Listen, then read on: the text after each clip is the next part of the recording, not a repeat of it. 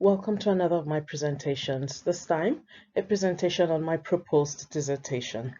The proposed dissertation topic is Risk Sharing and Governance through Public-Private Partnerships, investigating the right conditions for its success in the West African public health sectors. My name is Arita Samuda, and I am a doctoral student at the Department of Public Administration, California Baptist University. The evolution of interest in the research topic are due to a number of factors, some of which are the fact that it affords me the opportunity to continue my academic and professional interest in risk management and public administration. It allows me that opportunity to satisfy my curiosity both academically and professionally in the study of public-private partnership as a mechanism for risk sharing and governance. It would afford me the opportunity to contribute to the body of knowledge in that field of study, as well as allow me attempt to uncover the drivers and factors necessary for successful public-private partnerships in the West African public health sectors. There's always a question regarding the significance of a study or a research. For my proposed dissertation topic, the problem for which I have chosen to carry out this study. First of all, it has to do with the accountability in the public health sectors in West African countries.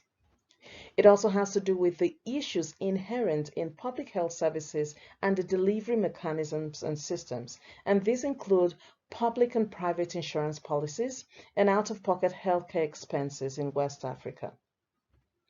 Of course, this talks about ineffective and inefficient services. There's also the issue of public funding. The infrastructure in West Africa and globally too have shown that with the population increase and the migration of people, it becomes necessary to continue to expand infrastructure to contain the number of people who would need the services. Has that been the case in West Africa? And that's what my research is looking to find out. There's also the problem of risk sharing and governance in public health services in West Africa. How effective has this been? And lastly, the problem includes the policies versus actual services. So there are strategic plans, there are policies for public health services in West Africa, but do the services received reflect the actual intention of the policies? That's part of what my research is about. There are quite a few purposes for this study. First of all, to analyze the risk associated with different health service delivery partnership arrangements in the West African region. Secondly, to identify and analyze factors facilitating or constraining the practice of public-private partnerships in the region. Thirdly, is to critically analyze the importance and benefits of risk sharing and risk governance within public-private partnerships to the West African economy and specifically to the public health services. In addition, it is to analyze how public-private partnerships can lead to better public health service risk management and governance in West Africa through a comparison with the United Kingdom and Canada. In addition to that, is to critically analyze the role of public-private partnerships in the introduction and enhancement of innovation in public health service delivery systems. Also, to draw relevant recommendations about appropriate public-private partnership models which can deliver an optimum risk allocation and governance in public health service delivery in West Africa. While the proposed dissertation topic is of great interest to me, there is also quite an amount of relevant literature supporting public-private partnerships being increasingly used and considered as a risk-sharing and governance mechanism in the public sector. There is also literature that supports the fact that there are positive effects of public-private partnerships. Countries like the United Kingdom, the United States of America, Australia, and Canada have proven that public-private partnerships can be used as a tool to maximize government spending and allow the inclusion of experts while curbing the bottlenecks that exist in most bureaucracy. This literature also supports the fact that since the introduction of public-private partnerships in the early 90s, the countries now boast of an enhanced and established mode of public health service delivery. There is also literature that supports the fact that public-private partnerships have been introduced into the public health sectors in the West African countries. However, there is also literature that supports that unethical dilemmas and conflicts between internal and external controls in the public health sector are noted as the reasons for failure of public-private partnerships in the West African region. On the other hand, there is relevant literature which notes that a one-size-fits-all public-private partnership model is not attainable. This means that the model responsible for the success stories, the public-private partnership success stories in the United Kingdom may not be suitable for implementation in West African countries. In fact, research shows that the success factors and drivers for adopting public-private partnerships have mainly focused on the developed countries such as the United Kingdom, Australia, and Hong Kong. This suggests that many of the public-private partnership projects in the developed countries are regarded as being successful and drivers for success. However, some studies have noted incongruence between the cross-cultural features and risk factors of public-private partnerships, which suggest inapplicability of one model in another country.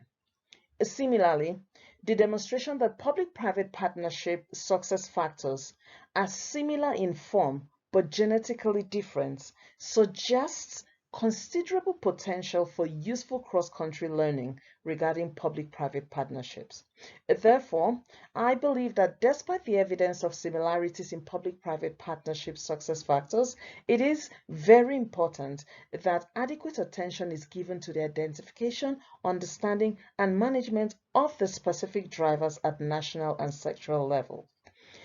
This leads me to believe that there are specific drivers and there are specific models for the successful implementation of public-private partnerships in the public health sectors in West African countries. For the theoretical framework, it is intended that the study will rely on two theories only. The first being accountability.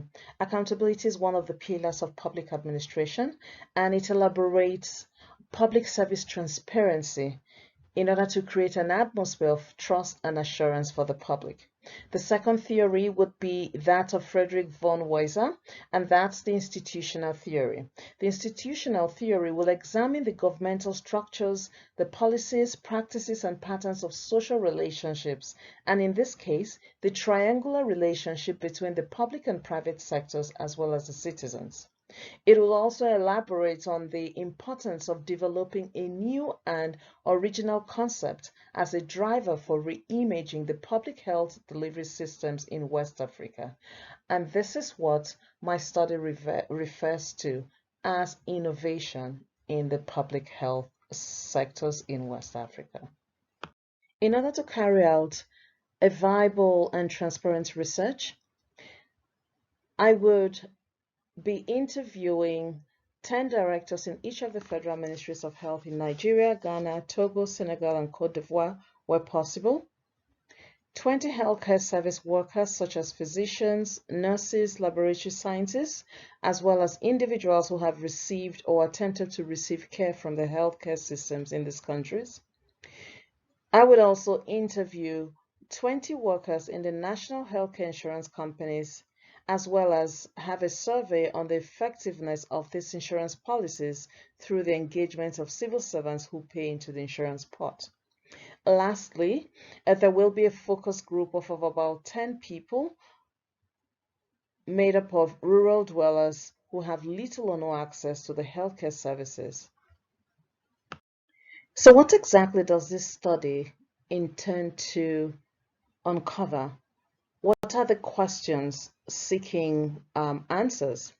So my research questions are: what are the right conditions for the implementation of public-private partnership in the public health delivery systems in West Africa? The second question seeking to be answered is there a relationship between the role of public-private partnerships and the enhancement of innovation in public health services in West Africa? Now, this innovation refers to renewed processes, renewed human resource systems, structures, policies, and practices.